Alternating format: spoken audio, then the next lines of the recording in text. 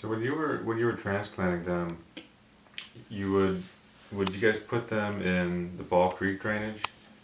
The initial transplants, they all went into Ball Creek, and we actually had a holding pen. We built a big net pen up there, and had harvested lichen from all over and piled a bunch of lichen in, and we held those caribou there for I think it was upwards of a month, just to let them kind of settle in, and get fed up well, and then we just pulled the sides of the pen down and let them wander off.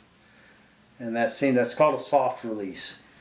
And pretty large net pen. I remember stringing net up on trees, and covered quite a few acres with net. And then, like I said, eventually just let the sides down and let them wander out. Was this in a cedar hemlock Yep. draw and Yep. kind of mid elevation? Up in Ball Creek, say mid. I wouldn't say real high, but we had to chain up, and it took a bit of effort to get up into there. And they'd kept the road plowed through the winter, just knowing we were going to be doing that. I think the augmentation happened in February and March, as I recall. So, yeah, it was a soft release, and in Washington, I was in on the captures, but I did not go to the release site. So I'm not sure if they did a soft release there or just turned them out.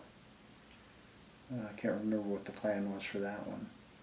But they stayed around for quite a while. It worked as far as what they wanted to accomplish from that. That seemed to have worked. And then eventually the caribou spread out further and further. And some of them ultimately found the herd up by Stagley Pass, and hooked up with them, and kept that herd viable for a bit longer.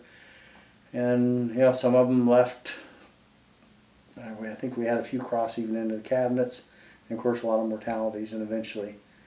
Between leaving, hooking up with the herd, and the mortalities, pretty much all gone. I don't think we've got any of those animals or descendants left here.